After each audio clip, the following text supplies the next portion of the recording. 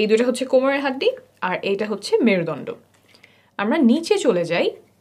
এই ওপরে যে ছোট্ট ছিদ্রটা দেখতে পাচ্ছেন, এটা হচ্ছে প্রস্রাবের রাস্তা, এদিক দিয়ে প্রস্রাব বের হয়। তার নিচে এই যে এই ছিদ্রটা দেখতে পাচ্ছেন, এইটা হচ্ছে যোনিপথের ছিদ্র। এখান দিয়েই মাসিকের রক্ত বের হয়, প্রসবের সময় এই রাস্তা দিয়েই বাচ্চা বের হয় এবং সহবাসের সময় এই রাস্তাতেই বীর্যপাত হয়। আর নিচে যেটা দেখতে পাচ্ছেন এটা হচ্ছে পায়ুপথ, এখান দিয়ে মল বের হয়। এখন আমরা চলে আসি ভেতরে কি আছে। সবচেয়ে উপরের ছিদ্রটা ছিল প্রস্রাবের রাস্তা, তাই আমাদের প্রস্রাবের রাস্তার পেছনে আছে মূত্রথলি। এখানে প্রস্রাব জমা থাকে, তারপর প্রস্রাবের রাস্তা দিয়ে বের হয়ে যায়। এখন আমরা আসবো যোনিপথের রাস্তার পেছনে কি থাকে।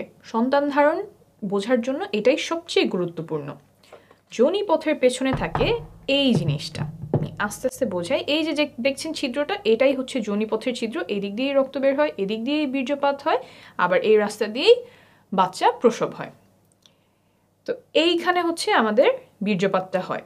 বীর্যপাত হওয়ার পরে শুক্রাণু এইখান থেকে চলে যায় জরায়ুতে। জরায়ুটা হচ্ছে এই জিনিসটা, এই যে এইটা হচ্ছে আমাদের জরায়ু।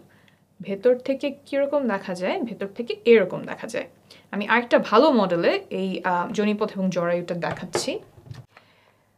এই যে এটা একই, এই জায়গাটা, এইটা হচ্ছে আমাদের যোনিপথের ছিদ্র, এই দিক দিয়ে মাসিকের রক্ত বের হবে। ভেতর থেকে যদি আসি তাহলে এই যে এইখানে আমার যোনিপথের ছিদ্র, এইটা হচ্ছে যোনিপথ, আর এই যে এইটা হচ্ছে আমাদের জরায়ু।